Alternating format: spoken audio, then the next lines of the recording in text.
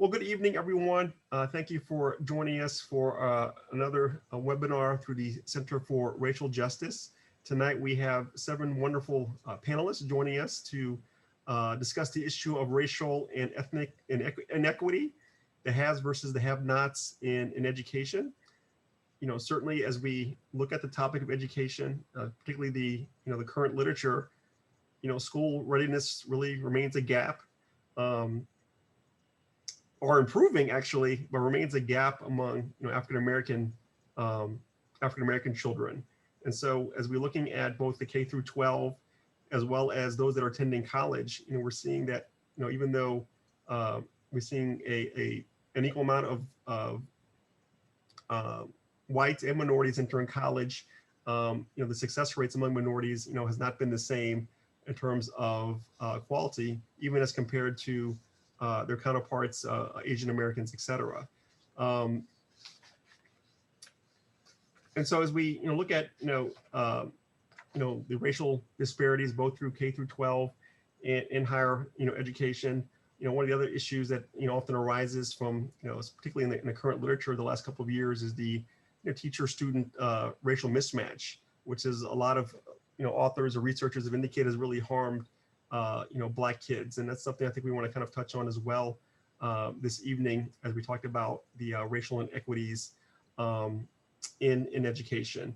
And also the issue of misbehavior in school and how that's impacting minorities in terms of K through 12, in terms of graduating successfully and then moving on to higher education. So at this time, I'm going to turn it over to Dr. Romero to kind of give us a brief introduction, and then we can get the panel started. Thanks, Doc. Appreciate it. So for those who don't know me and are watching, I am Dr. J.C. Romero. I have the pleasure of serving as the co-chair for the Education Committee for the Center for Racial Justice at Dillard University. And I'm also the elected school board member for District 4 for the Orleans Parish School Board. I am really excited that we have 8 brilliant humans who are going to be engaging in some critical dialogue with us this evening. And, just to touch on a little bit before we get started and I introduce the panelists, just to touch on what Dr. Esmail was talking about, we are going to be talking about K-12 education. We're going to be talking a little bit about higher education, and then embedded in that, we'll talk about early ed and informal education. And so we don't often talk about informal education, and that's something that we'll continue as we continue to have these discussions and these panels. We'll continue unpacking over time. But one of the things that we don't talk about enough is informal learning, and when people are out in the community learning, not necessarily in 4 walls in the school environment. So we'll continue to talk about that some more. But today we are going to focus on those that I mentioned. I was going to share a PowerPoint to introduce everyone because I wasn't sure how the structure of the Zoom was going to be, but since I can see everybody's face, I'll just do a quick introduction. Today we have Dr. Arnel Cosey, who is joining us from Kingsley House. She is a personal mentor of mine. I got to put in that plug, and has been in my life for a very long time. From when I started as a student at Delgado. She is a former higher ed administrator and continues to do great consulting work within that realm.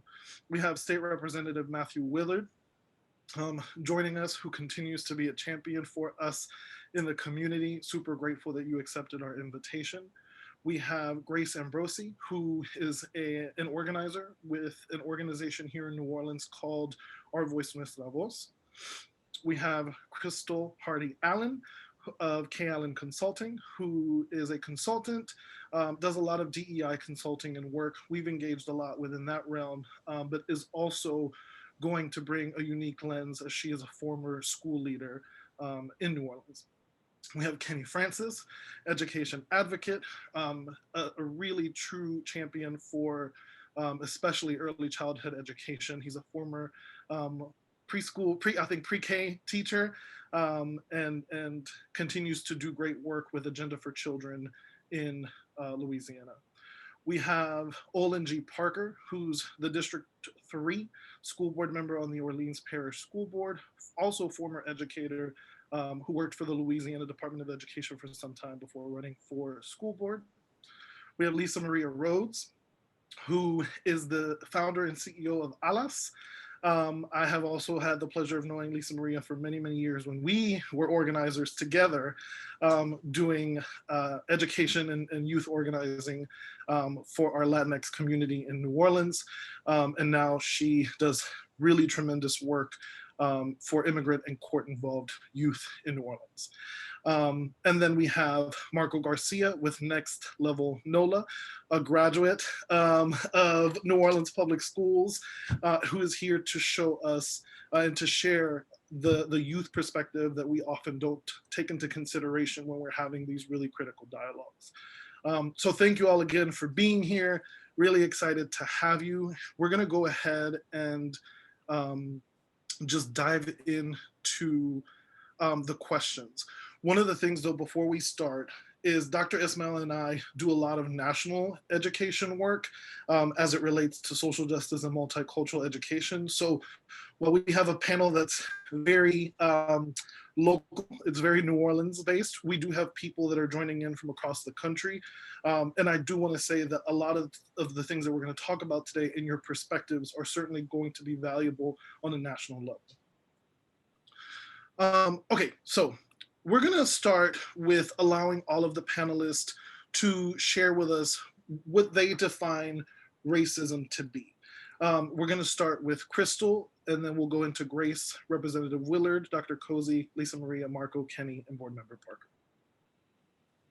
Thank you so much for this opportunity. For me, when I think about racism, it is racial prejudice that is reinforcing the belief of superiority and supremacy of white people to this belief of inferiority of communities of color. And it's enforced at the interpersonal, institutional, and structural levels, particularly through policies, belief, and practices. Thank you. Grace? Cool. Yeah, thank you.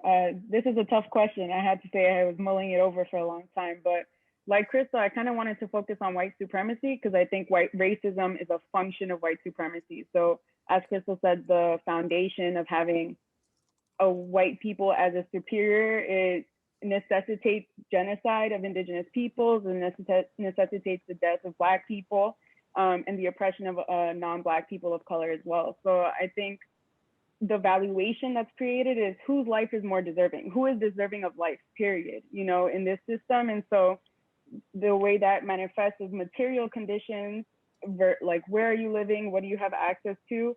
And then also socially, like what ideas do people have about you? What ideas are normalized for people to have about you? And so I think when we're talking about racism, we're really talking about white supremacy as a foundation and racism as a manifestation of that ideology. Thank you so much for sharing your perspective on that. Representative Willard? Thank you, JC. I really believe that racism is an ideology that seeks to oppress a group of people. And it's important to note that it's not just hatred. It's an entire system that's been set in place to rob people of chances of success and actually achieving the American dream. Beyond that, it's usually systemically structured to keep people from having power or influence in an institution or society. It immediately creates barriers that just suppress people's chances of rising out of poverty and other barriers that they encountered during their lives. And I think finally, it's rooted in white supremacy. We know that. It's rooted in white supremacy. It comes from the insane idea that a group of people not only believe that they're superior to everyone else, but that they actually know what's best for everyone. And I think that's just ridiculous. Agreed. Thank you very much, Representative Willard. Dr. Cosey? Yeah, I want to thank you, JC and Dr. Ismail for this opportunity. And in addition to what my colleagues have already said, so that I don't duplicate, I've been playing with this definition as well. in that racism is an imbalance of power that is enforced by individuals through words, through deeds, through policies, whether it's intentional or unintentional, and it creates this system of hierarchy for us that impacts or affects populations' ability to function and to thrive. Absolutely. Thank you for that. Lisa Maria? Buenas noches. I would say my definition of racism is a form of discrimination where the social construct of race is used to create inferiority and superiority, in this case, white superiority or white supremacy, and to play out through different levels. So level of ideologically, in our minds, in our concepts, institutionally, through policies, through practices, in an internalized way. So even in the way that we perceive ourselves and other people without dialogue, and then also interpersonally between people. And it's both covert and overt. So it's like very easy to see in some ways, and other ways it's very masked and hides behind other isms and other practices. And sometimes we don't always call it what it is, so. Absolutely. Thank you for that. Marco? Yeah, hi everybody. So for me, I would define racism as the lack of opportunity for minority communities in the United States, and that can be based on people's color scheme, people's disability of English language, people's cultural belief, religion, gender. We can see this by seeing the inequality that are in jobs, school. Many times, racism is this construction of somebody oppressing a minor culture and a minor community because of the way they speak. If they are able to speak the English language, if they have financial stability, the way they see society, and overall it's just a really gap between humanity overall. I will stop right here. Thank you, Marco, so much. That's very insightful. Appreciate it. Kenny? Hi, everyone, and thanks for having me. I think everyone's given really great answers, so I'm not going to repeat what anyone said, but building a little bit off of what Dr. Cosey said, when I think about racism, what I most often come back to is a really great quote from Stokely Carmichael about how if a white man wants to lynch me, that's his problem. If he's got the power to lynch me, that's my problem. Racism is so much about power, those power structures, as other people have said. And to give like a concrete example about that for the context we're talking about with education, the most obvious example being, if someone has an attitude that they feel like certain children of a certain demographic shouldn't be in their school, or that their kids should not go to school with a certain demographic, that's their problem. That's their attitude. Obviously, that's problematic, but that's their problem.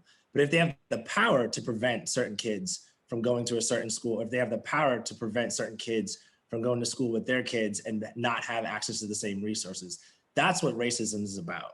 That's like what I'm most concerned about, is you having the power to act on those attitudes and those systems.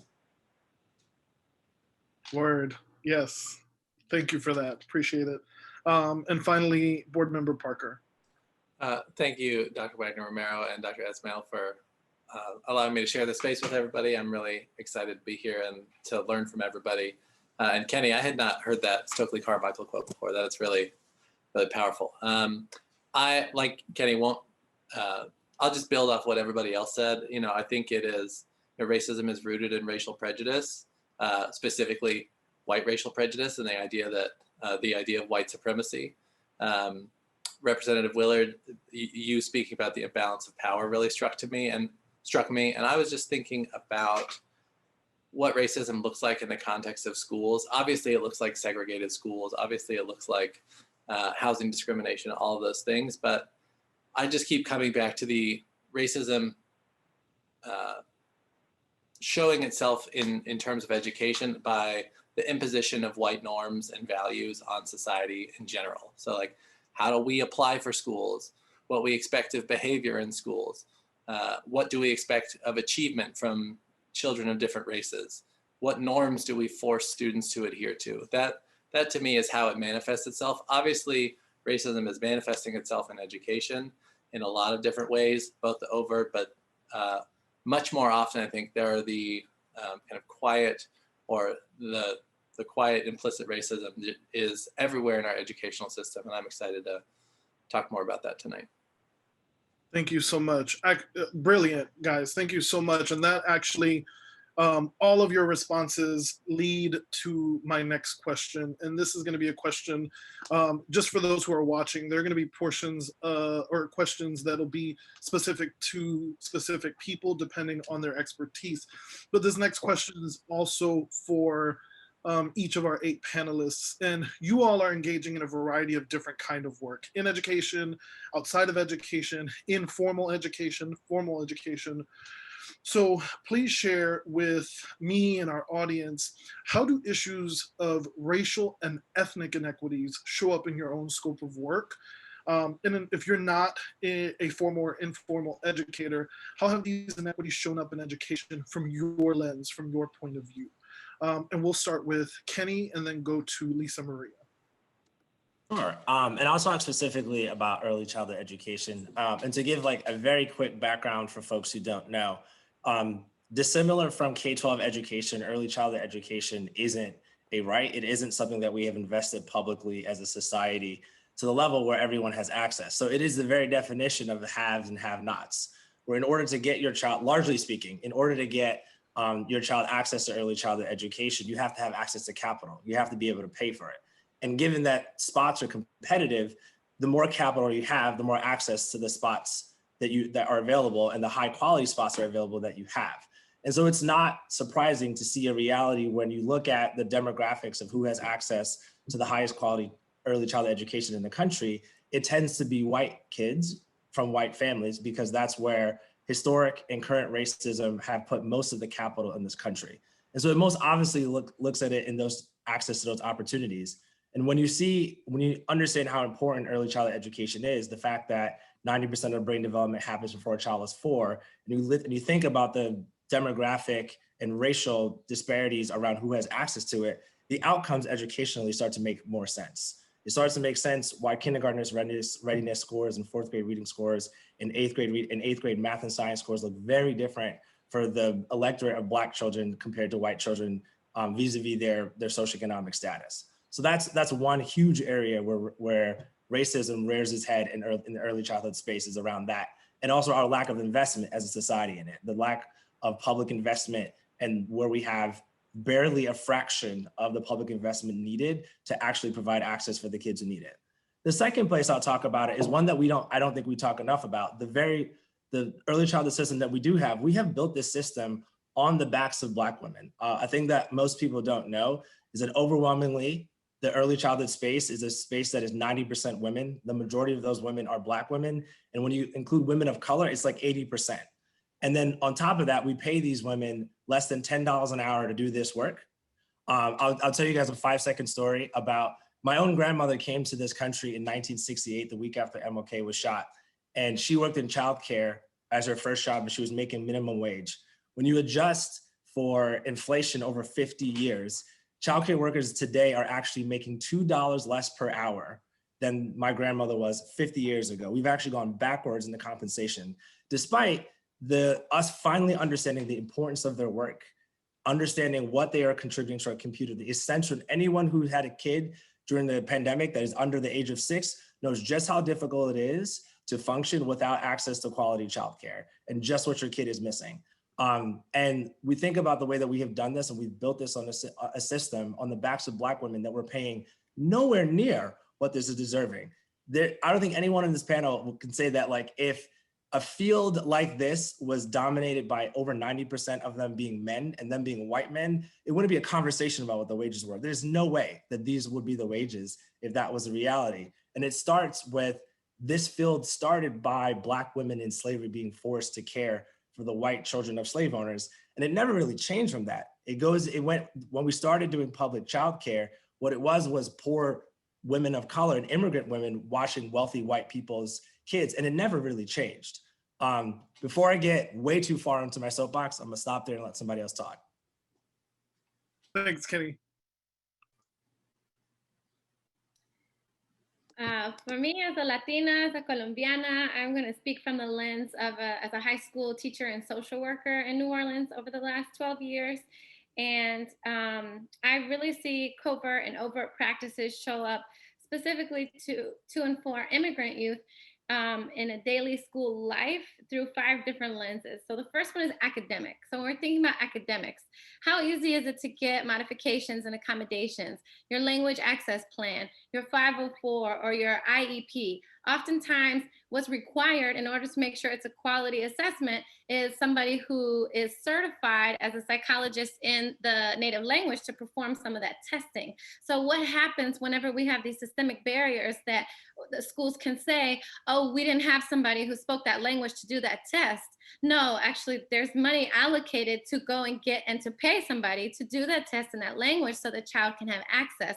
And it is cumbersome. I'm not to say that's an easy process. It is something that if we're prioritizing all students, we're backwards planning, knowing who our students are, and we're making a plan to say, okay, this is our population, these are our languages served. So we're gonna, if it's pool money as a system to make sure we hire somebody to do this across the board, if it's divvy it up for school to school, whatever it is, we would have a plan for it. There would not be any hands up and, oh no, we didn't know, or we're not sure how to move forward.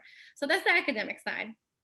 On the communication side, we look at plans in schools for interpretation and translation, 2 different things. So translation of the written word and interpretation of the spoken word, and how are systems set up in schools so that from the minute you interact with the school to the minute you leave, whether that's online or whether that's in person, or whether that's via text message with teachers or on the phone, how are language plans incorporated for each level of communication, from registration to graduation ceremonies to everything, and then to daily practices and phone calls as well.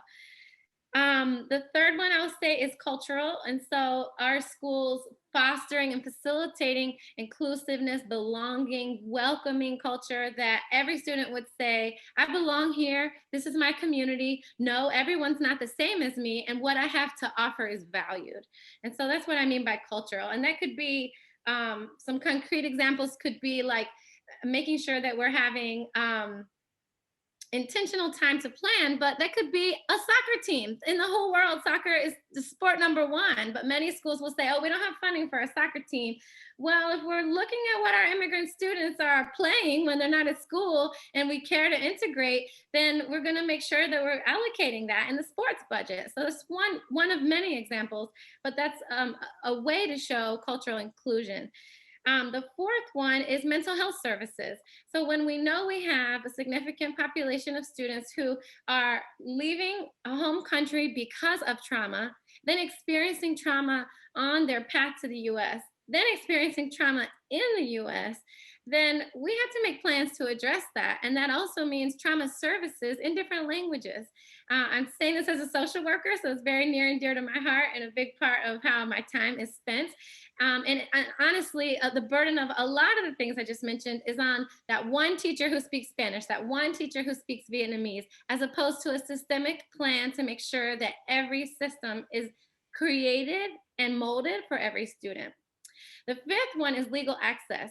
In schools, it's really hard as an educator sometimes to think about legal access because, I mean, I can tell you first, I'm not an attorney. I don't want to mess anything up for anybody.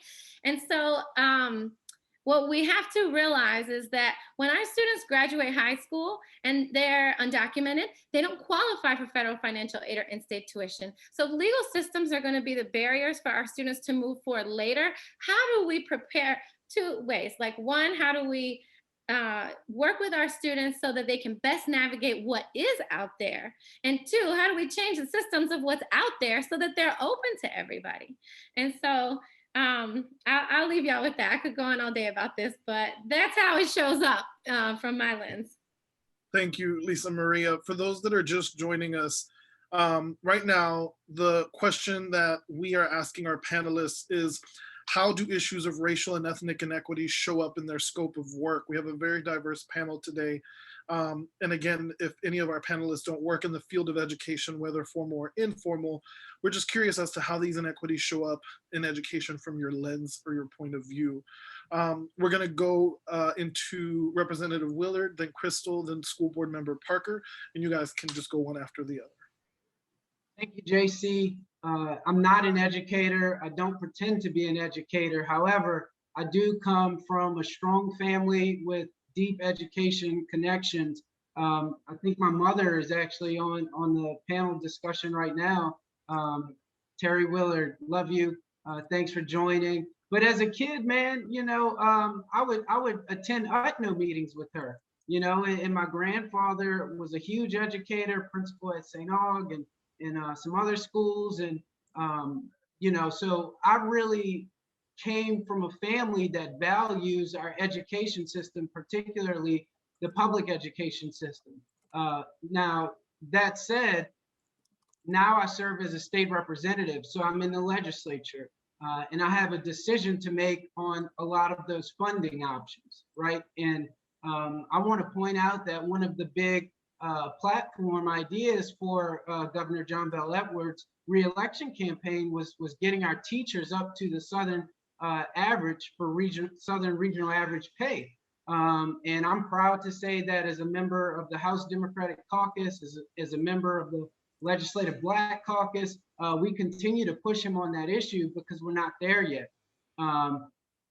I think a lot of the inequities that we have in our system stem from societal issues, right? We have single parents, we have dual parent households working multiple jobs to put food on the table and to provide for their families. And that takes time away from their young children. So maybe they don't have time to sit down and do the homework and take them to extracurricular activities. You know, so as a member of the legislature, I support efforts, you know, for a fair living wage, for equal pay, so that men and women make the same amount of money for doing the same work. You know, and then when it comes in our school system, we just have to work as a community. You know, we have to work as a community to help each other out, you know, to make sure our kids have what they need, to make sure that they express their feelings, to make sure that they have rides to and from extracurriculars, to make sure they're eating dinner. But thank you for the question, JC. I'll be sharing from the perspective of being a former teacher, school principal, and then from a consultant lens of working in so many different schools here and in other places. There are really, for me, 7 different areas that I see racism reside and be perpetuated in schools and in school systems. I'll name all 7 of them and give quick examples. 1 is racism within board governance. 2 is racism within leadership and management. And that is leadership and management from the district level to the charter management organization level and on down to school leadership and management. The 3rd one is racism within teaching and learning, or what happens in classrooms for instruction. The 4th area is racism within student culture and climate. 5th speaks to HR.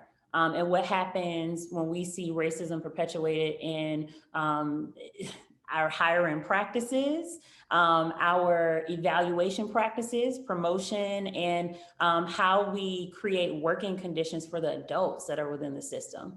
The 6th area is racism within operations and finance within schools, particularly with procurement.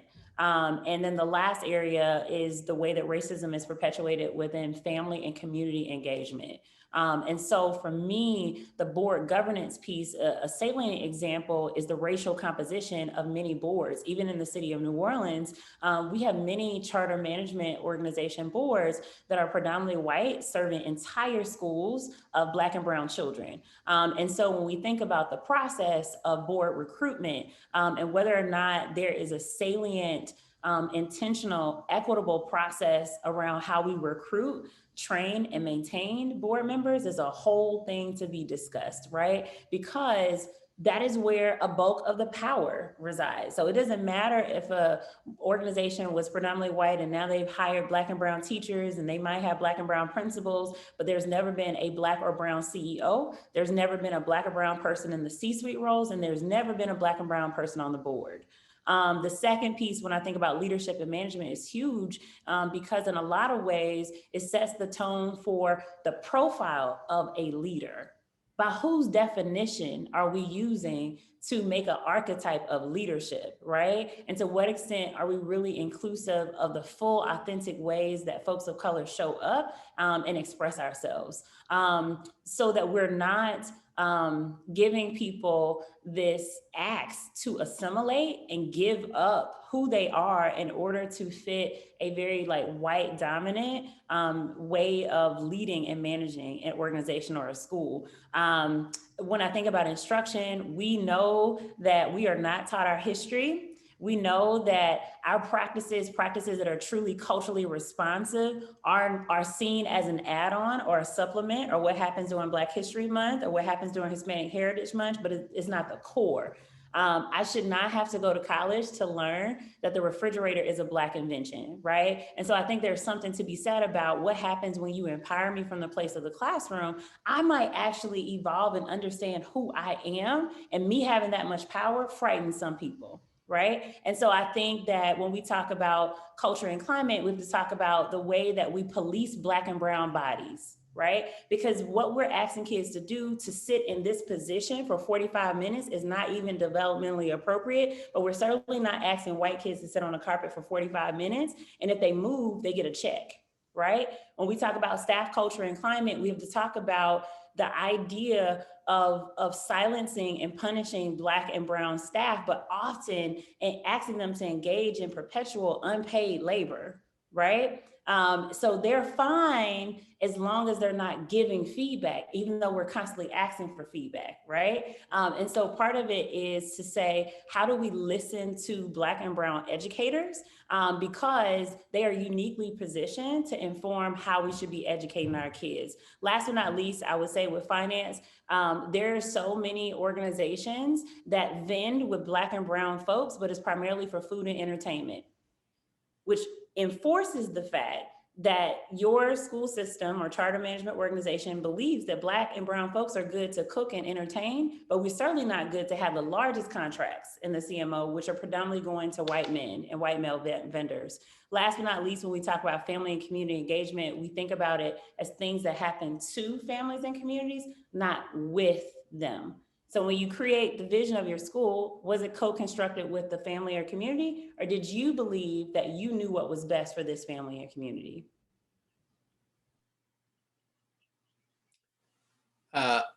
Well, Krystal, that was wonderful, and following you is perpetually impossible. And also, hello to Miss Willard. I'm glad that you're here, and I'm sure you're very proud of Matt, as you should be. I'm going to speak not as eloquently as Krystal, but I'm going to speak from the perspective of someone who has been a bureaucrat at the State Department of Education and is now on the school board. I am a former teacher, but I think this is my most recent experience. So racism presents itself everywhere throughout education. I think Alexis, you mentioned in the chat that it shows up from the courses that are offered and the material that is taught in those courses. When we talk about curriculum, we're relegating thousands of years of history of entire cultures, entire races, to maximum 1 month, probably much less than that in actuality. And then if we are teaching that history, we're whitewashing it. We are taught that Martin Luther King Jr. was a saint who came down from heaven and he cured racism, and then he was killed, and then he went back. When we know very well that that's not the case, and that there are a million individuals and movements that we should be learning about, that we should be teaching our children. I was struck recently, my son is 9, and he was talking about Claudette Colvin to his aunts and uncles, and not one person knew who in our immediate family knew who that was. And that's a problem. That's a reflection of what is being taught in schools and what has been taught in schools for generations. Another place that racism shows up in schools is very quiet, is the idea, especially here in New Orleans, where we have a common enrollment system and high mobility rates of students. There's the idea that, oh, maybe this school just isn't the right place for you. And they're not saying, you know, you can't go here because you're Black. They would never say that, because that would make them a racist. But that is the kind of subtle way that racism exists today in schools. That this isn't the right fit. I don't know. We might need to hold him back so that we might need to hold him back in kindergarten so that he can catch up with his peers, when they would never suggest the same thing to a similarly rambunctious white boy. This shows up in suspension rates that are exponentially higher for Black and brown students, especially Black and brown boys, than they are for white students. I can't tell you the number of times when, you know, kids that, you know, there is an example that I have from my time at the Department of Education where a 3rd grade boy was handcuffed by the police and dragged out of the school in front of all of his friends for getting into essentially a harmless tussle with somebody on the playground. And there is not a chance that that would happen at the school that I went to growing up. It also looks like racism in schools also looks like not providing transportation to all of our best schools. We don't currently require transportation to our selective admission schools. And there is very much an attitude of there is a certain profile of student that can succeed at these schools. And if you don't match that profile, which is white dominant, then you don't belong here. And Krystal brought up the point about not only the teachers in our classroom or the leaders in our building, but also the leadership of our organizations and the leaders on charter boards. You can absolutely believe that a board that is racially diverse and has, you know, a board that is educating predominantly Black children, if they are a predominantly Black board, they have a better understanding of what is going on in that building. They have more of a focus on things that are important, like the policing of Black and brown bodies. And then two other things that I'll talk about are how we as a district spend, or how we as a charter management organization spend our money, similar to what Krystal was talking about, and how are we funding our students. So when we talk about equity being, you know, giving individuals what they need in order to be successful, there is no reason why my children should receive the same amount of per pupil funding as someone who is a victim of poverty. They need different things, and we need funding formulas that reflect that. And as far as how the district or how the charter management organization spends their money, we need comprehensive disadvantaged business enterprise programs, DBE, that, as Krystal mentioned, you know, isn't just food and entertainment, but it is the largest of the construction contracts, the largest consulting contracts, the curriculum vendors, you know, the substantial portions of how we spend our money. Now we have that in Orleans Parish. We have a DBE program. It's, you know, it's good nationally, but it's not anywhere close to where we need to be, because we know that money that is spent by the district and money that is spent by charter management organizations, if it is spent on businesses that are owned by members of the Black and brown community in our city, they are more likely to employ Black and brown members of our community. They are more likely to lift Black and brown students out of poverty and, you know, perpetuate a cycle of achievement. And so it is our job as policymakers to make sure that we are spending our money in a way that not only benefits the students in the classroom, but benefits generational wealth as well. Thank you. Really appreciate that. Also, really great conversation being had in the chats. We really appreciate those who are engaging with us in this dialogue. And then panelists, if you guys, as you're talking, if you see something that someone says that you want to flag or highlight as you're talking, feel free to do so. Before we go to same question, the question we have right now on the table for those who are watching is, how do issues of racial and ethnic inequity show up in your scope of work? Before we go into Marco, Dr. Cosey, and Grace, first, I think I was a super duper overachiever when I came up with the number of questions for tonight. So we will definitely condense, typical JC fashion, but we will, we'll make it work. So going into, oh, sorry, one more thing. A lot of you are talking about a lot of things that are critical and are important that you're just touching on really quickly because of time, right? And so just for audience, for you all, we're writing down notes and we're gonna think of ways to continue to expand on what is being said tonight, right? Because we wanna make sure that the dialogue doesn't stop here, that it's a continuous thing. Otherwise, systems are gonna continue just being the same, right? And so we wanna ensure that through the work that we're doing at the Center for Racial Justice, through the work I know that I'm doing both on the Orleans Parish School Board as the new director of adult education at Delgado, I wanna make sure that this conversation happens regularly. So we're gonna move into the same question with the final three in this category, and we'll go with Marco, Dr. Cosey, and Grace. Yeah, I want to touch into what Lisa Maria was talking about, all these issues that are happening with youth immigrant students. Yes, she's very right about the whole issue and the situation, and to know that there's a lot of issues happening, and that there's little to none communication or support for schools and staff members in the school system. It's like a very unwelcome feeling for these type of students, because these students are like, like Lisa Maria say, they come from places with trauma, with violence, and they come to an unexpected place and they feel this unwelcome feeling, and this like feeling of like nobody can comprehend what they're going through, and nobody can like give support to them or any type of like release.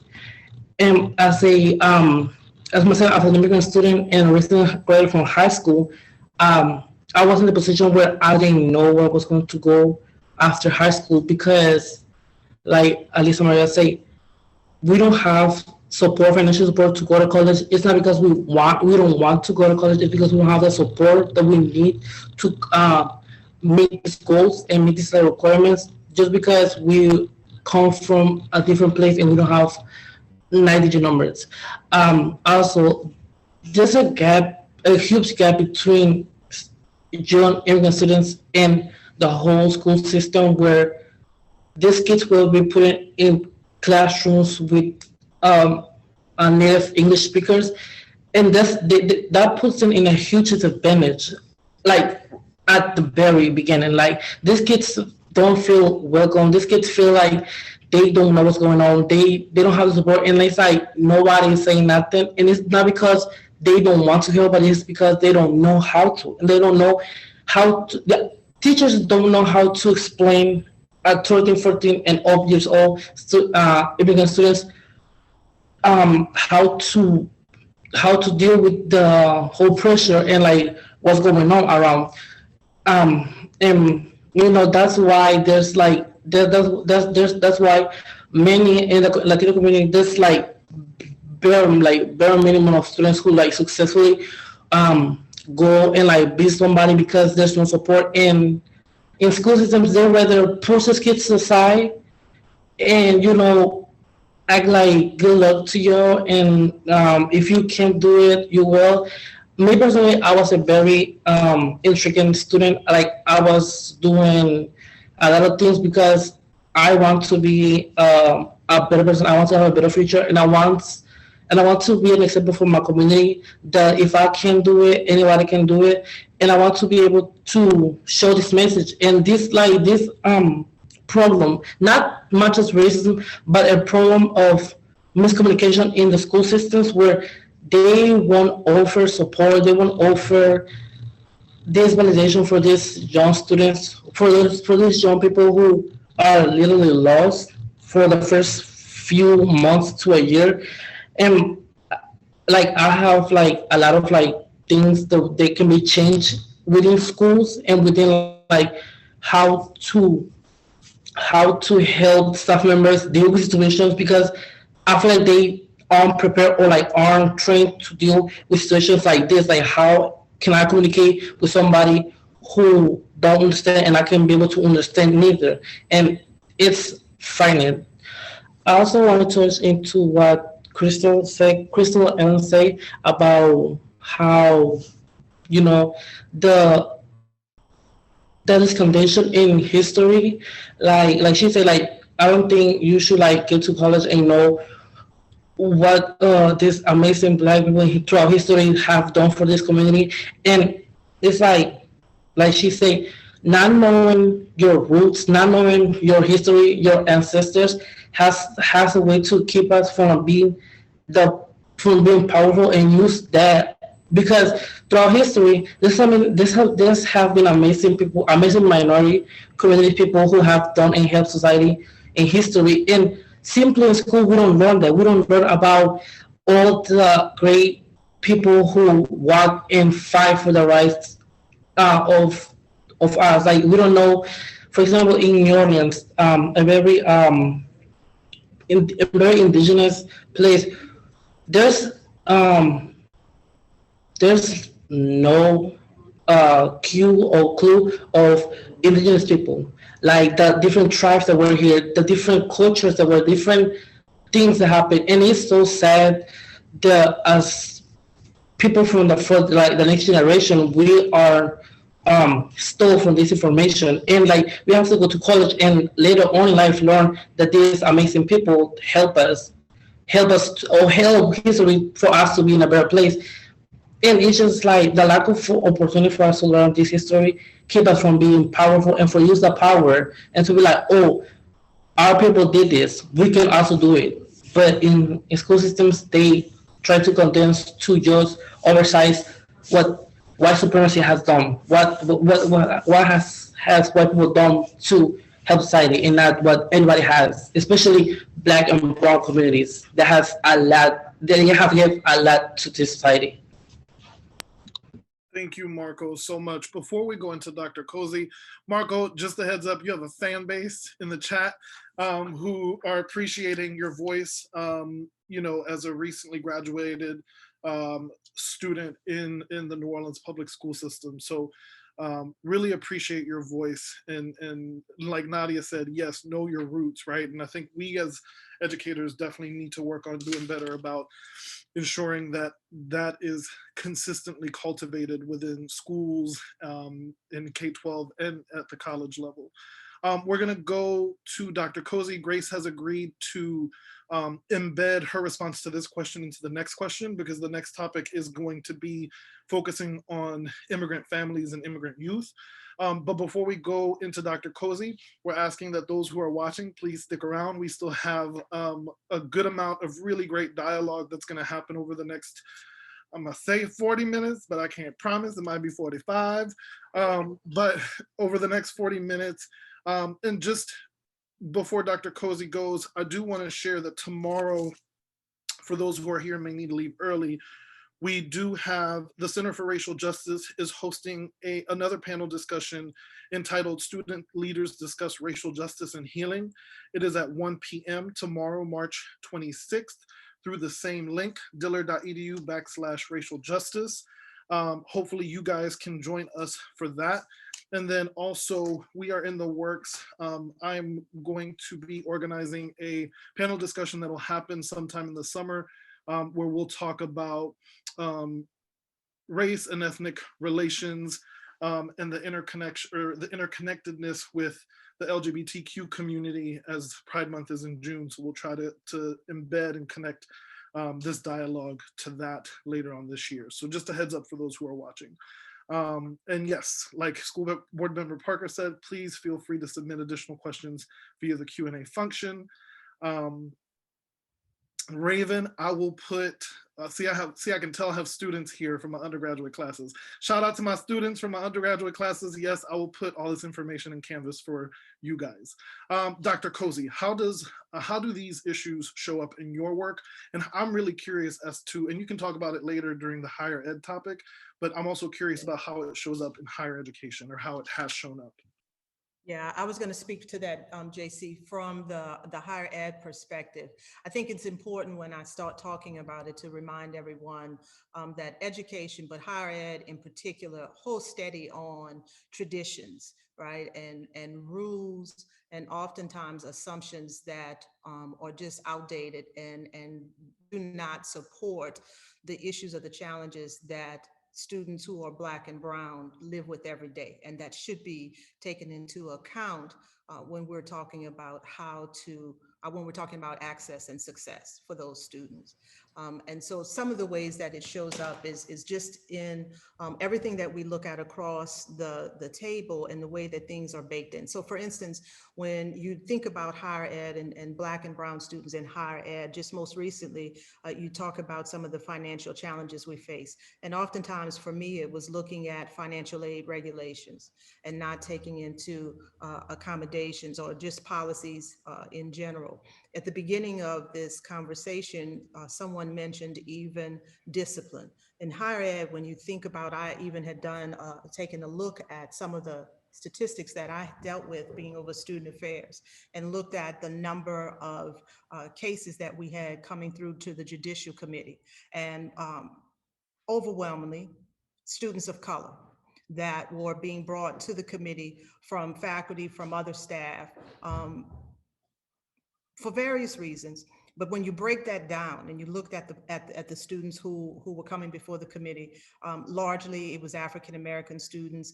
Even more so, more specifically, you're looking at African American females. And so when you're talking to the committee that may not represent the student population or the people who are sitting before you and the options that you have for rules, and you start talking about disciplinary action and suspensions or being dismissed from school and how that plays out. That's another conversation. One of the other ways that it shows up is just with the family support. The expectation, I think, that we put on students in higher ed for the, not lowering the expectations for being able to achieve, but not understanding that the obstacles and barriers that our students of color are faced with. And you're talking about timelines, you're talking about other challenges. Those are just a few. And then I've heard someone mention, but I want to also talk a little bit about how it plays out in the classroom with faculty members and students of color. And I saw this a lot of times, is not understanding or having an appreciation for the cultures and what that means in the relationship between faculty and students. And so if you don't have an appreciation or an understanding of the cultures of your students, then you don't understand what it means when you look at me a certain way, when you talk to me a certain way, or when you have certain expectations, and how that can play out on the student's academic performance is just critical. And I just see that so often in higher ed. Thank you for sharing that. And Dr. Cosey, you also have a fan base, lots of people agreeing with that. Thank you. We're gonna go ahead and dig a little bit into, I like many of you am feeling really empowered by this dialogue. I'm immensely excited and touched by Marco's story and what he had to share. So we're gonna go and unpack a little bit about the immigrant student experience. And so this is going to be a portion of our conversation that's going to be covered by Grace and Marco. And so the question is, research has shown that immigrant students are often at the bottom of the educational barrel due to a variety of issues, including poverty and racist practices in their educational environments, whether overt or covert. How might these practices show up in their day-to-day schooling experiences and lives? And so we'll start with Grace, and then Marco, if you want to wrap us up, if you want to add to that, you're more than welcome to. Great, thanks, C, and thank you all so much, everyone. I feel so full and I'm so excited to be learning from y'all. Just to put a number in terms of New Orleans, how many English language learners graduated in 2018 was 36%.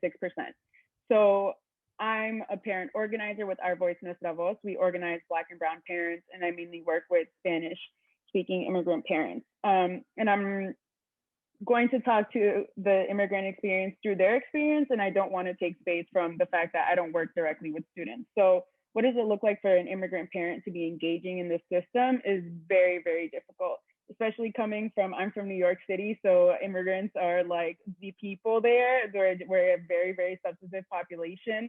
It was actually quite shocking to come into New Orleans. So one of the things that Lisa Marie touched on earlier is the lack of interpretation and translation in schools.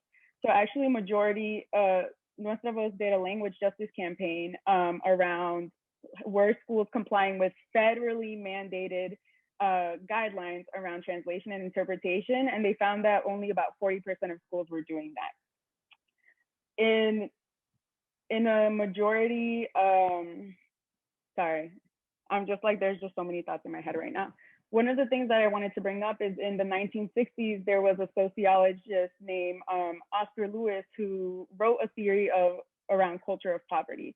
So what he ended up concluding was that Black and Brown people don't value education in the same way because they experience poverty. And the reason I'm bringing that up is because there's a long history of, within the US specifically, around who is an unfit parent, right? Who is a criminalized parent? You know, at the way early on in the creation of the US, Indigenous children were taken from their families and put into boarding schools because that was considered to be a value, that was considered to be the right way to educate certain people. So one of the things I wanted to bring up is the fact that as of right now, in terms of the way that the schools are structured, there's a lot of exclusion of parents to the point where teachers and school directors are positioned as the experts, and parents are just the people that take the children to school and bring them back and make sure that they're going every single day. And like Krystal said earlier, it's a to relationship versus a with relationship. And it's incredibly difficult for a lot of immigrant parents to engage in this system because it's inaccessible. You get to the front office and there might not be someone who speaks your language. Then you ask for that person and they say they're not there, or, oh, there's no one here. Okay, so what am I supposed to do at that point? So then a lot of parents have to just take it all in and go somewhere else and try to figure out who is going to help them, right? So there are parents who are working multiple jobs who may or may not speak English, who don't have the capacity necessarily to engage in their schools in what is the white normative way, right? Olin brought this up earlier. We have a lot of white norms and values in the education system, and a lot of that gets put onto Black and Brown parents, especially immigrant parents, of what is the right way to engage? What is the proper way to engage? So it's incredibly difficult for a lot of parents who mostly immigrated for opportunities for their own children, right? To be excluded and pushed away from schools. And then when we're talking about what happens when Black and Brown people get together to voice their power, then school leaders begin to retaliate. So Nuestra Voz is currently working on a retaliation campaign. And one of the things that someone said, transportation isn't a right, right? And one of the parents that we worked with was advocating for transportation in her school, and the school leader threatened to call ICE on this parent, right? So what does it mean for us to be existing within a school system that very, very casually and very intentionally and openly disregards and dismisses the voices of parents, the concern of parents, and doesn't create any avenues for them through which to engage? Because as we know, and we've talked about this a little bit, but education isn't just reading and writing, right? And so we're trying to expand our ways of who is allowed to engage in education, whose knowledge is considered valuable. And in this case, the knowledge of parents, even though that those are their children, right? Only a parent knows their children best. Their knowledge is disregarded within the system. So there needs to be a huge transformation, cultural and institutional as well, around who is allowed to have access to these spaces, again, because PTA, who is involved in the PTA? Who has time to sit in a school meeting, let's say at 10 a.m.? It's on a weekday. You know, there's a lot of people who can't access that, and the PTA is not the only way to be part of your school. And a lot of we as an entire nation need to rethink what it means to engage parents in the education, especially considering during the pandemic, parents were relied on as co-educators, okay? And co-educators without any supporting systems around how to use technology. And for immigrant students who, I was an immigrant child as well in New York, it's very difficult to go home and get help with your homework, okay? There's nobody there. So what are you supposed to do? Sit down and figure it out. And then you go into the classroom and it may not be right. And then teachers aren't seeing what are children going home to every day? You know what I mean? And so there's just a lot of different factors on an interpersonal and an institutional level that prevents parents, especially immigrant parents, from having a right to their children's education and having an ability to just say, you know, I know exactly what's going on with my child, because schools are not communicating with that, and they're intentionally not doing so because supposedly they're the experts and the parents are the people just receiving the children who are being educated. That was a huge rant, sorry. Rants are appreciated and loved, thanks. Marco, thoughts?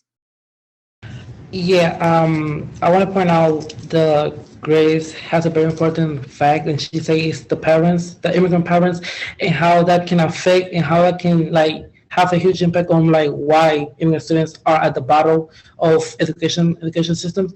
It's because there's a disconnection between parents and their kids. There's no way a single parent, an immigrant single parent, have to have multiple jobs. They come from work and be able to speak and have the energy to like help their kids, even though they wish they want to, they can't, and they rely on to their older kids. For example, me as an example, I have 3 younger siblings, and it was a challenge for me to balance my own struggles and be able to help them, because I knew that my mom, because my most single mother, going through like the whole phase of also like not knowing where she is, not able to speak English, and have to face racism and inequality and a lot of negatives throughout her experience, and like depend on me to help my siblings and to be able to have contact with the schools, and you know, just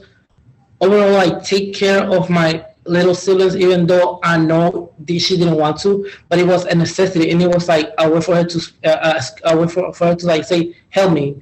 And other thing I would say why many immigrant students are at about is because, like I say, the lack of communication. If the immigrant kids are put in a class where they don't understand the language and they don't know what's going on, they're gonna lose interest in them, and they are just, like I say, felt unwelcome and felt unmotivated to do the work because they don't know, they don't understand, and even if they're trying to, they won't be able to understand anything. Like, it is so hard to go from a long day of school and not knowing what happened, and not knowing like what's going on, and have like a huge packet of homework, and I have to like see, like translate it or see if you can do it, because you still a student, you still have to care about your grades. But how are you gonna care about your grades when you can't communicate with your teacher? That's why I feel like one of the things that the school system should do is take time to teach these immigrant students the language before. Like I say, you can expect these students to run like everybody else when they can't even walk. And while by that, you can expect these students to perform at the highest or at the best when they can communicate, when they can comprehend, when they can say what they want to say for themselves, where they can ask for their needs, where they can say anything. So I feel like putting time, like school system putting time to these students to like learn that language, understand the language, so then they can perform. Because I have met impressive immigrant students with so much knowledge, but the fact that they can communicate, the fact that they have to go home to their parents and the parents can help them, they just give up and they ask, why am I, this young students ask, why am I doing so much when at the end of the day, when I graduate from high school, if I graduate, I won't be able to go to college, or, even not able to graduate because your parents, expect for you to work at a young age too, because they also don't know how they're going to help you to go to college, or they don't understand how you won't be able to go to college, because let's be real, there's not a lot of help and information. Like, no, there's help for this for my community, but there's not a lot of information and a lot of exposure to those information. So it's really hard for immigrant students to want to be at the best and want to do their best in somewhere when they can. Absolutely. Thank you, Marco, for that. So looking at time, we will definitely make modifications. And so we're going to go into, so we've had an opportunity to think about working with immigrant students and families. We're going to go into talking about higher education, and then we'll touch on a little bit on pre-K-12 environments in the school to prison pipeline. And so I am going to, we're going to start the higher education conversation with Dr. Cosey, then Representative Willard, and then Lisa Maria of ALAS. And so now we're going to talk about access and persistence in higher education. So access to higher education for people of color has improved, actually. Persistence towards degree completion, however, among Black and Brown communities continues to decline, or in some years, it sort of just remains stagnant. So what do you believe could be some of the root causes to this? That's one part of it. And then how can we work to ensure that Black and Brown students make it to the finish line in college? And so the only thing I'm going to ask is just for us to be mindful of time and to try to keep our answers to 1 to 2 minutes. Dr. Cosey. Sure. I'm known to talk fast. Let's see if I can hold up to that. So some of the barriers, right, or some of the problems that I see with the completion or the persistence for African-American, Black and Brown students. First, we need to look at the policies and the programs. Many of those that have been put in place to support students of color have either been eliminated or the funding has changed tremendously on them. When you think about programs like TRIO, and people are familiar with student support services and Upward Bound and all of those things that were focused on students of color or disadvantaged students receiving the type of support that they needed to persist through higher ed. So many of those types of programs have been affected in some way.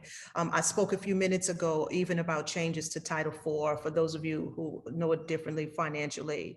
When you talk about satisfactory academic progress, when you talk about having students of color who are having to deal with barriers and challenges along the way, the starting and the stopping, and how that affects the calculation of their financial aid and coming in and out, that affects the completion. So they'll have the financial support when they get started, but what they need to take them all the way through is not always there because of some of the regulations that are built in to final Title IV regulations. And then let me also say that Black and Brown students are facing barriers that white counterparts in higher ed just don't have to deal with.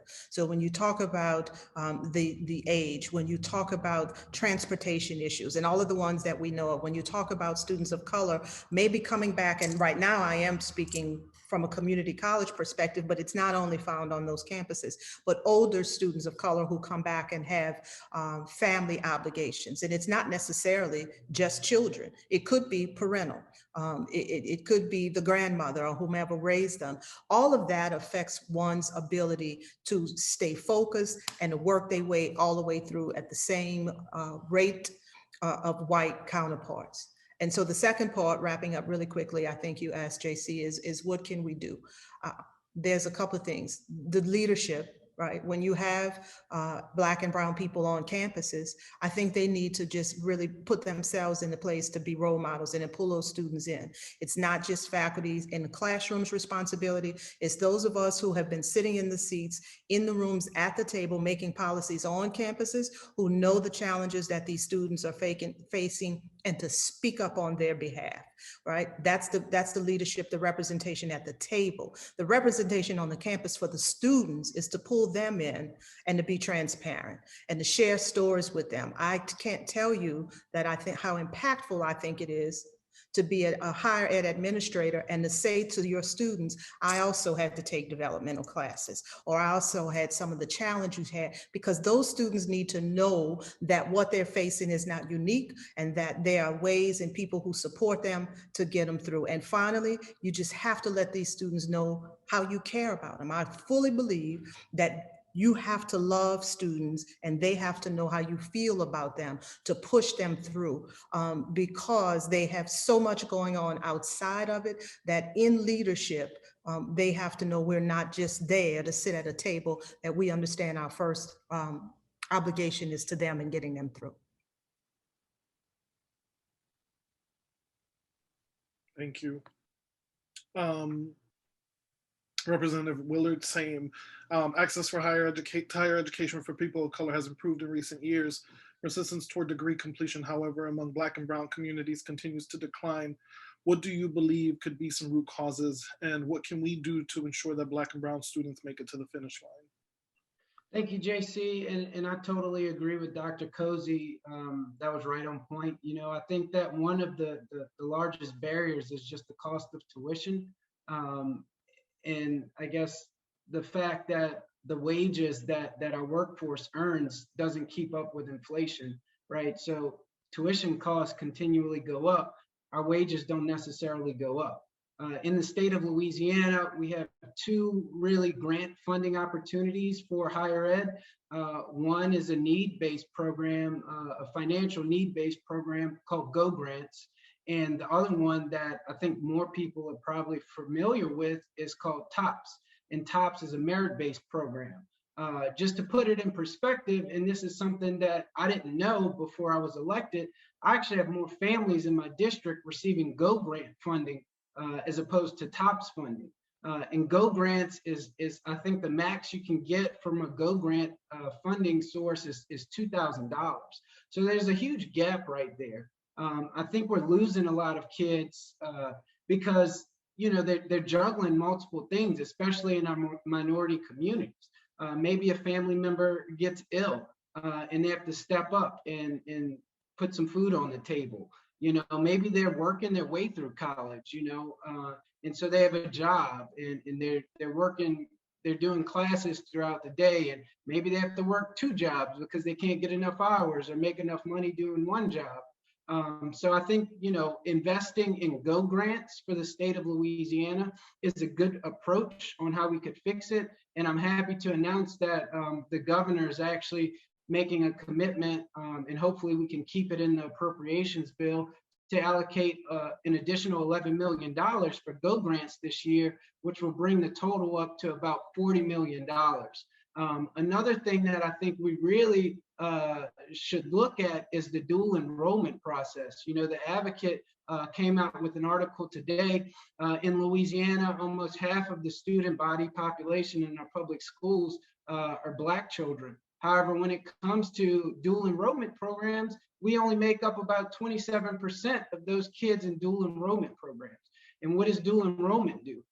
If a kid is taking dual enrollment courses, that means they're earning credit for college courses while they're still in high school. What does that mean? They can graduate faster. What does that mean? They pay less in tuition costs. You know, so I definitely think there are some things that we can do here, and I'm certainly going to be looking into the dual enrollment angle. Call me Representative Willard, please. Got it. Yes, and look, same, put me on that list because I'm trying to figure out how we get people who are working to get their high school equivalency diplomas in that kind of system and process. So JC, I think a lot of it has to do with the eligibility requirements for dual enrollment. Like you have to take the ACT, I think you have to get like a 20, a 19, or a 20 on the ACT. And sadly, we have a lot of kids in Louisiana, once they graduate high school, they can't even make that on an ACT. You know, so that's just immediately putting up a barrier for kids to access that program. I know I'm off. I just want to add this. There's an ACT and a GPA requirement, Representative Willard, that There you go. think about with that. Okay, I'll stop there. We'll talk. Okay. Yeah, thank you guys so much. And to Rhonda Dale's point, I agree. She said open up access to dual enrollment, and I think that's what we can work towards doing. Right, is like dismantling the walls that are there. So Lisa Maria. Yes, dual enrollment was the train I was going on. So thank you, Rhonda, for kicking us off with that. I think on the theoretical level, something I mentioned before is we had to be able to navigate spaces that do exist and then change the systems at the same time. And having dedicated efforts to both of those is two different conversations.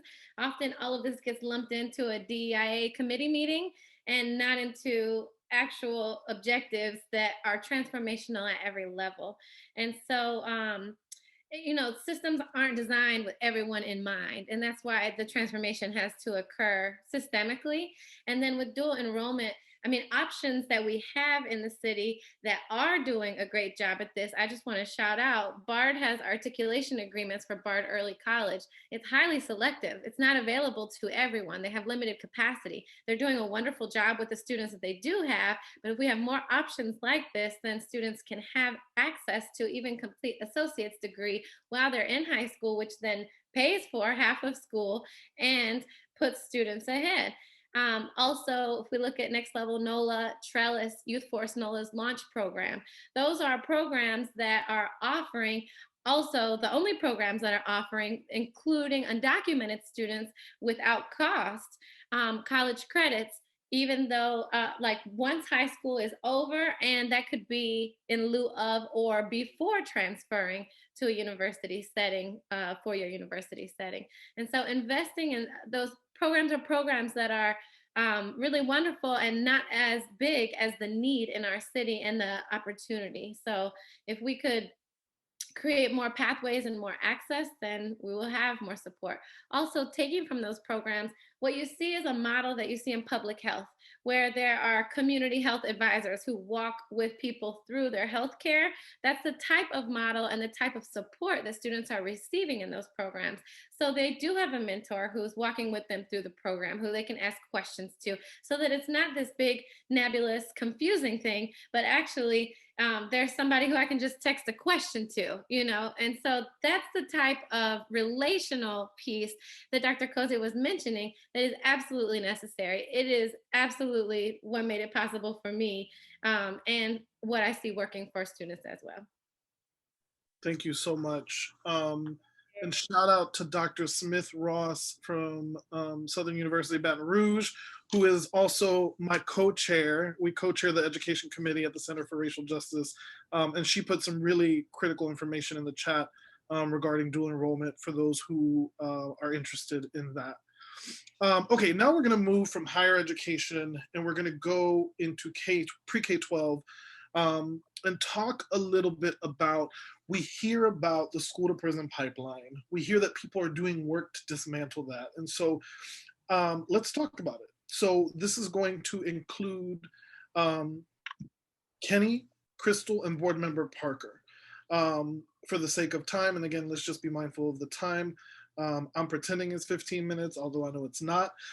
In pre-K-12 environments, we often talk about the school to prison pipeline, especially as it relates to young people of color. What is this? And based on your own experience, how does this show up in the schooling experience or lives of children beginning in early childhood and leading up to high school? We'll start with Mr. Francis. Thanks. I'm gonna let Krystal do the actual definition because she's gonna be much more eloquent than I am. What I want to talk about on this one is about my experiences in the classroom. When I entered education in New Orleans 10 years ago, when we talk about the school to prison pipeline, part of what we're talking about is the no excuses discipline policies and the militaristic discipline policies that are much more about policing Black bodies than they are about maintaining any sort of classroom culture. A lot of folks on this panel have already talked about the imprint that white ideas on what behavior or what is acceptable looks like. And we have to think about the fact that we've had a teaching population that while it's becoming more diverse again over the years, at the time when I moved to New Orleans about 10 years ago, it was a population that was teaching majority Black kids with majority white teachers. And when you look at that, the lens of what a Black child's behavior looks like to a white person who's not from their community, and the way that that is interpreted and the way that it's reacted to, that's what we're talking about when we're talking about the school to prison pipeline.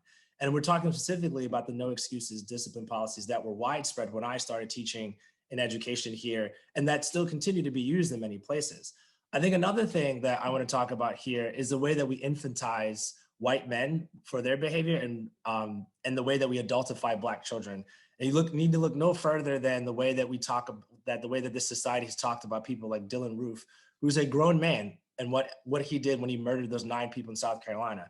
Meanwhile, look at the difference in how Elijah McClain and Tamir Rice were treated, and they literally weren't even doing anything wrong. Think about what happens to every Black child you see having issues in school at any age and the way that they're adultified rather than treated like the children that they are who make mistakes. And I think a really simple way that we talk about this from the thing I have the most experience with when I was an early childhood teacher is I spent a lot of time as a teacher in schools in this city correcting my white colleagues of the way they talked about student behavior, specifically for our youngest students. Because a number of times I heard people talking about the behavior of a 4, 5, 6-year-old child as violent. It's like, no, they're a child. They're having a tantrum. You would never talk about a white child in that way. In fact, I saw a white child today at the grocery store throwing a full-on tantrum, throwing stuff. Security wasn't called. Nobody was saying it was violent, but let that have been a Black child doing that in that store, and we all know what would have happened. We all would have known how fast the security officer got called. And so it's like, think about how fast the school resource officer gets called in our schools when a Black child is having a crisis. And so I think what I wanted to talk about most about this is the way that we adultify Black children. And we don't allow them to be children when we talk about the way that we think about their behavior and their actions in school. So to me, that's the most insidious part of the school to prison pipeline. So I am not going to go into using my time to give a technical definition of the school to prison pipeline, but what I am going to do is build on my good brother Kenny, because what I want to name is what we need to do about it. So number one, we need to change the way that we construct our values, our rules, and our expectations for student culture and climate, particularly in predominantly Black and brown schools. Meaning, whose values are you ascribing to craft this school, right? Whose rules and how are those rules connected to literal prisons and also to plantation culture? And I did say the word plantation on purpose, right? Because on a plantation, I control what you eat, when you eat, how you sit, how you hold a fork. What is that equivalent to? Hold your pencil like this, put your foot like this, raise your hand like this, right? Sit like this. Don't do, like that is literally policing how I show up. And the reality is that if your instruction is engaging and high quality, you don't have to police my eyes on you and tracking you, because I can't take my eyes off of you because of the amazing content that is pouring out of your mouth, right? And so I think there's something to be said about really revamping our entire culture and climate visions and what the expectations are therein. I think the second piece is that we have to revamp our consequences and the way that we engage with students, to Kenny's point, to give them grace. And to be honest with you, a lot of consequences are not logical. They're exclusionary. A lot of consequences are not restorative. And when they're not restorative, we're not addressing the root causes. We're not actually helping kids learn how to heal. We're not actually helping kids learn how to address their real emotions, because we're not teaching them emotional intelligence. Because that's actually what it is. I'm teaching you how to be self-aware, how to be socially aware, how to manage your emotions, all of that. I also think that we have to revamp the way that we engage with students when there are actual infractions in a way that is grounded in child psychology and also developmental appropriateness, right? There are just some things that 8-year-olds are gonna do. There are some things that 15-year-olds are gonna do. And I will be honest with you, consulting in public and private schools, even in this city, there are things that 16 and 17-year-olds do in our private schools that never make NOLA.com and won't ever be on the news because those parents have attorneys and other people to, wipe it under the rug. But we are going to talk about what happens in our charter schools with teenagers, right? And so the amount of drug use, infractions, all of that, literally people will be shocked. That's all I'm going to say.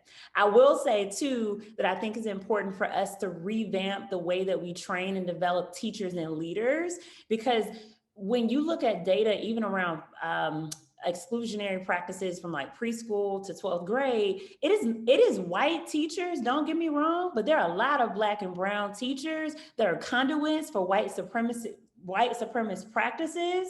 And so there's a lot around how do Black and brown teachers also police Black and brown children, especially when those Black and brown educators feel a sense of being better than the children that they're serving with your middle and high income self. Because you believe, I know what's best for this child, but I would never put my child in this school, and I would never allow an educator to talk to my child the way I talk to the Black and brown children that I teach at the school that I work in, right? And so I think there's something to be said about the fact that we have to train our practitioners to understand what it means to be culturally responsive.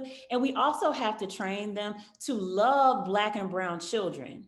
Children don't learn, in the words of Rita Pearson, from people that they don't like. And children don't learn from people who don't care about them, because people don't care how much they don't care how much you know until they know how much you care. And the reality is that we have a lot of people teaching and leading as a stepping stone to other careers and other things, and it shows up in how they engage with our children. Do you believe they're inherently brilliant? Do you believe that they're capable? If you would engage with them differently and help them exude the brilliance they were already born with, because we don't need to teach our kids grit. I'm gonna say that again, we don't need to teach them grit. As a matter of fact, there's some kids who can teach the teachers in front of them grit with their eyes closed. Say it one more time. Okay. We don't have to what? We don't have to teach our kids grit and resilience. They exude that. We don't have to teach them brilliance and excellence because they embody that, and they come from generations of people who have literally transformed the entire world.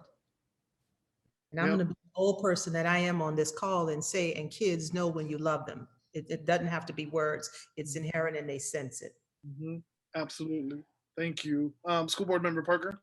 Yeah, again, just the placement of me is really tough. I'm just letting everything that Kenny and Krystal said wash over me. It was really, really wonderful, and perfectly explained. I think just a couple of thoughts that I have, and I'll try to keep it quick. This is connected to the last question I answered about how racism shows up in schools. I think it is connected to this question about the school to prison pipeline as well. One thing that I have noticed from my time, many years ago as an educator and being in schools for the past decade plus, is just there is a casual erasure of the Black father or the casual erasure of the brown father, saying like, oh, don't do that. I'm going to call your mom. Is grandma coming to pick you up today? Make sure you bring this home to mom. I can probably count on one hand the number of times that I have heard Black father specifically addressed outside of Dads and Donuts. And just think about the expectation that sets for Black boys and the expectation that puts on Black girls. So that is one thing that is, I think, extremely relevant to both where racism is showing up and also plays into the school to prison pipeline as well, just by the fact of how much we are lowering expectations, especially for Black boys at such a young age. The school to prison pipeline shows up in a ton of other ways as well. I mentioned the example of a third grader in handcuffs. I can name the school. Thankfully, it's no longer a school anymore. Just the idea that, threatening to call somebody's parent because you know that the child is afraid of the whooping that they would receive if you do call their parent. That is something that happens every day in classrooms. Suspension and expulsion rates we know are exponentially higher for Black and brown students, and we are still only requiring schools to self-report that data. So you better believe that suspension and expulsion rates are actually much higher for Black and brown students, but because that data is self-reported in Louisiana, we don't know the actual number. There's the casual suspension or the casual expulsion of young, predominantly Black and brown children that says like, ooh, he doesn't do well after 1 o'clock. So mom, you're gonna have to come pick him up at 1 o'clock. Again, mom has to do that. And then, from the bureaucrat's perspective of the Department of Education, we would ask, are you suspending the child? And oh, no, we're not suspending the child. They just can't be here after 1 o'clock. They're not allowed to be with their peers after 1, but it's not a suspension. Another way that's showing up, the literal school to prison pipeline. I have spoken at several Travis Hill School graduations. Since becoming a school board member, Travis Hill is a school, it's a charter school that specifically teaches youth who are in secure custody. I have not seen one student who is not a Black male. I'm going to be at that school tomorrow, and I think we all know the type of student that is going to be at that school. I think I'll just kind of summarize the school to prison pipeline in, we don't provide adequate funding for these children. We don't provide them access to the best schools because they're not required to take, the best schools are not required to provide transportation. When they're in school, we don't teach them in a way that reflects and values their culture. We don't teach them their history adequately. We criminalize their personhood through dress codes and sitting in STAR and 10-day-long suspensions for playground infractions. We don't provide the mental health supports that are necessary, especially if a student is a victim of trauma. We criminalize truancy rather than providing supports. And then the child doesn't succeed after all that, and we wonder, how could the child make that terrible choice so that they end up in prison? It's an absurd expectation that we place on young Black and brown children to make it through all of those obstacles, and then they get to the challenge of attending a 2 or 4 year institution. It's, we place so many barriers in front of them that, it's no wonder that the school to prison pipeline exists. Thank you so much for that.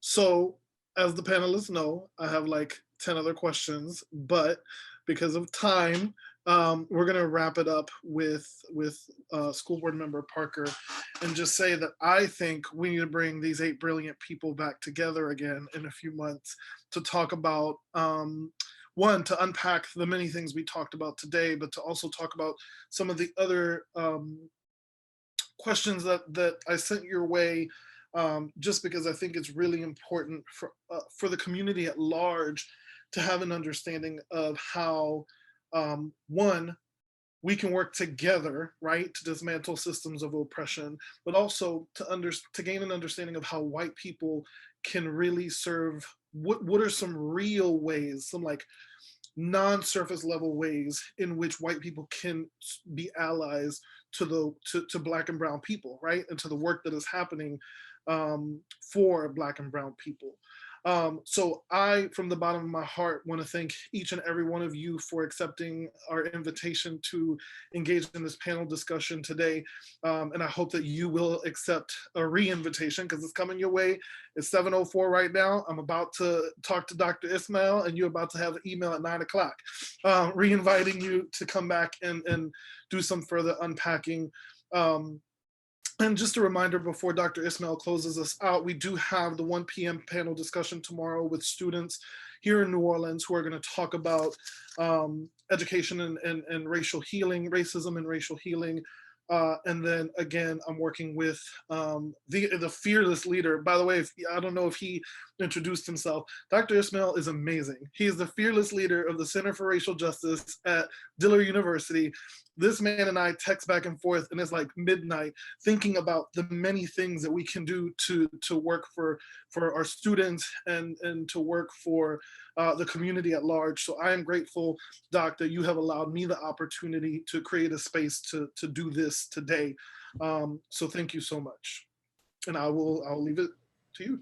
I appreciate that, Dr. Romero. And it's interesting how Dr. Romero and I met. I mean, he just sent me a just general email, just saw my name in a booklet, you know, et cetera. I saw that I was from New Orleans, and then that's how we connected. And, you know, and we've become great friends since that. And I just want to kind of follow up on what Dr. Romero said. Obviously, we probably only gotten through half of our questions. So this is going to be just part one. We're going to need to have all of you back again for part two. And I really want to thank all of our attendees. It looks like there's about 500 comments on this board and so many questions that I've jotted down. Unfortunately, we just didn't get to them, but we will get to these questions, but maybe not tonight. So I've kind of jotted these things down. And because I know we always like to get the attendees really involved in trying to address some of their questions, but time is always of the essence when you're conducting these things. So we do want to have you all back, if not this term, early next term, et cetera, kind of have the second part of this discussion. Because certainly I jotted down some questions as well that I wanted to address to the panelists, particularly with the English language learner, you know, a situation. You know, I had read a lot of research on that over the last couple of months as I'm working on a book in that area, you know, et cetera. A lot of it too, again, goes back to the overarching question of a lack of access. You know, one of the questions here, and I'll close it from the attendees, I'm listening to everyone identify what their problems are, and I haven't seen a change. And maybe this was answered.